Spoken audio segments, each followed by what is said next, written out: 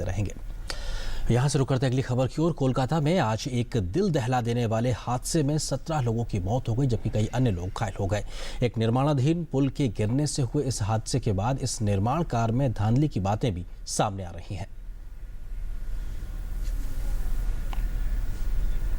ये तस्वीरें हैं कोलकाता के बड़ा बाजार की। देखिए कैसे सब कुछ सामान्य चल रहा है और फिर सिर्फ चंद सेकंड में चारों तरफ मलबे का गुबार। हिला देने वाली सीसीटीवी की ये तस्वीरें हैं गिरीश पार्क स्थित गणेश टॉकीज के पास विवेकानंद ब्रिज की।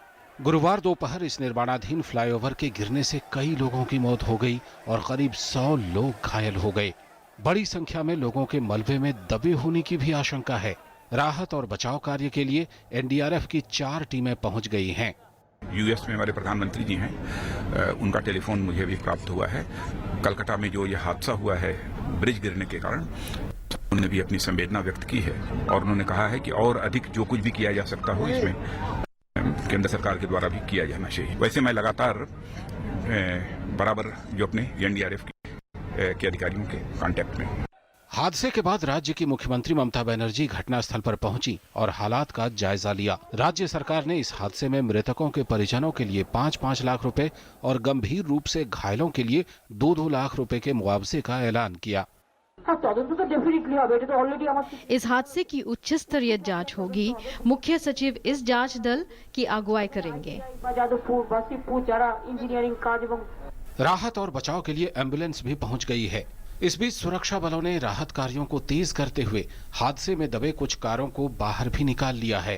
घटनास्थल पर सेना के दल और सेना की एक इंजीनियरिंग टीम भी राहत और बचाव के लिए पहुंच गई है। हमें मालूम हुआ कि इस प्रकार के पुल का एक हादसा हुआ है। हम लोगों ने तुरंत स्टेट एडमिनिस्ट्रेशन को कांटेक्ट किया। हम लोगों की बात स्टेट रिलीफ कमिश्नर से हुई और इमीडिएटली हम लोगों ने 2 टीम डिस्पैच कर दिया। सबसे बड़ी चुनौती है कि बहुत सारे लोग फंसे हुए हैं जिनको निकालना। ये फ्लाईओवर सबसे ज्यादा भीड़ भाड़ वाले बड़ा बाजार इलाके के पास बन रहा है। मौजूद लोगों ने बताया कि हादसे के काफी देर तक प्रशासन का कोई अधिकारी घटनास्थल पर नहीं पहुंचा। लोगों ने ये भी कहा कि ओवरब्रिज के निर्माण में धांधली की शिकायत कई बार की गई, लेकिन इस पर ध्यान नहीं दिया गया। बहुत डर लगा, जिंदगी और मौत का फासला बहुत कम हो गया था।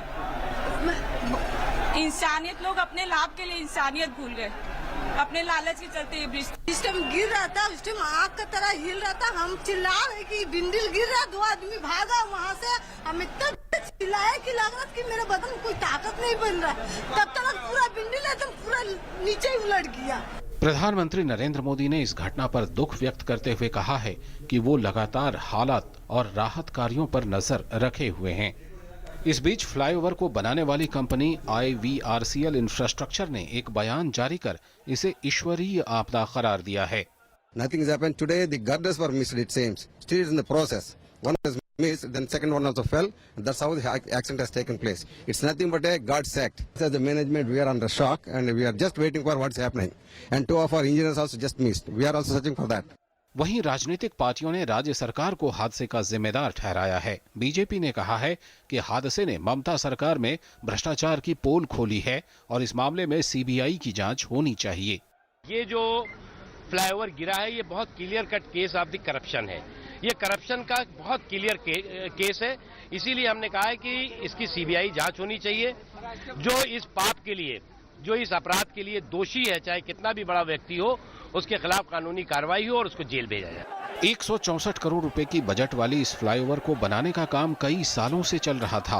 राज्य में 2 सरकारें बदल गईं, लेकिन इसका निर्माण कार्य खत्म नहीं हुआ। दिसंबर 2009 में शुरू हुए निर्माण कार्य को 18 महीने में ही पूरा करने का लक्ष्य रखा गया था, लेकिन 6 साल बाद भी सिर्फ 1/4 काम ही हो सका था।